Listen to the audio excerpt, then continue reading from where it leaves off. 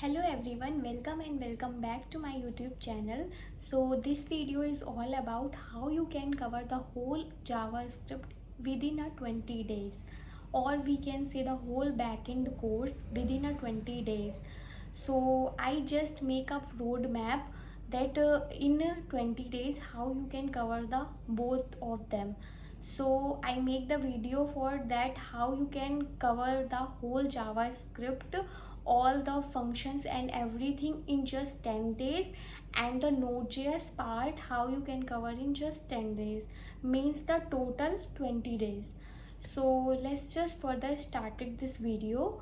So let's start it. So this is the whole roadmap that how you can cover the JavaScript in just 10 days.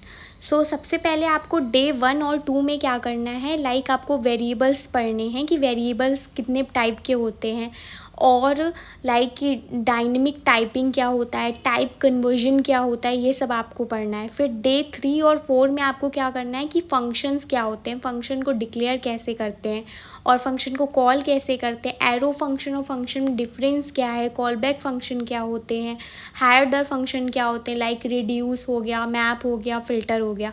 फिर day 5 में आपको scope देखना है, lexical scope देखना है, closures देखना है और प्रैक्टिकल करके चेक करना है. फिर उसके बाद दिस कीवर्ड का यूज़ करना है. उसके लिए आपको लाइक कि कॉल, अप्लाई और बाइंड का यूज़ करना है. उसके बाद फिर डे 7 में आपको इवेंट लूप और एग्जीक्यूशन कॉन्टेक्स्ट क्या होता है जावास्क्रिप्ट के अंदर, ये पूरा कवर करना है. और call stack, micro stack, Q वगैरह क्या होता है, ये सब आपको देखना है. फिर डे 8 और 9 में आपको क्या करना है, एरे स्ट्रिंग्स के क्वेश्चंस आपको थोड़े बहुत प्रैक्टिस करने हैं, लाइक बहुत ज़्यादा डीप वाले नहीं करने, बहुत थोड़े बहुत ही करने हैं. और बस यही करना है. डे 10 में भी आपको प्रॉमिस, कॉल स्टैक और एसिंक अवेट क्या होता है, ये सब चेक करना है. फिर अभी आ जाते हैं बैकएंड में यानी कि Node.js में. सो Node.js में आपको क्या क्या कवर करना है, Node.js का बेसिक्स आपको कवर करना है, लाइक कि Node.js क्या होता है, इवेंट ड्राइवन आर्किटेक्चर क्या होता है Node.js में, नॉन ब्लॉकिंग क्यों कहते हैं Node.js को, इसके जो कोर मॉड्यूल्स हैं, एफएस लाइब्रेरी वगैरह है, वो आपको देखना है. फिर एक्सप्रेस के जो फंडामेंटल है, राउटिंग, मिडलवेयर, ये सब आपको कवर करना है. फिर रेस्ट एपीआईज़ क्या होती हैं Node.js में. फिर ऑथेंटिकेशन के लिए हम क्या क्या यूज़ करते हैं, JWT, सेशन ऑथ, एंड ये सब के बारे में आपको डीपली थोड़ा सा पढ़ लेना है.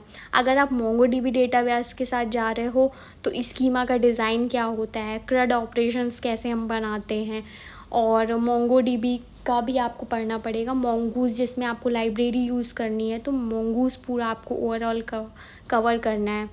उसके बाद फिर आपको SQL, अगर आप SQL डेटाबेस यूज़ कर रहे हो, मतलब दोनों में से कोई ऑप्शनल है, या आप दोनों भी कर सकते हो. उसके बाद फिर आपको देखना है कि आप Node.js में एरर कैसे हैंडल करते हो, लॉगिंग कैसे लगाते हैं, क्लाउड वॉच के बारे में थोड़ा सा पढ़ लेना है, एरर कैसे हैंडल करने हैं, मिडलवेयर क्या क्या यूज़ करते हैं, वो सब आपको पढ़ लेना है. और फिर थोड़ा थोड़ा आपको रेडिस और कैशिंग के बारे में पढ़ लेना है.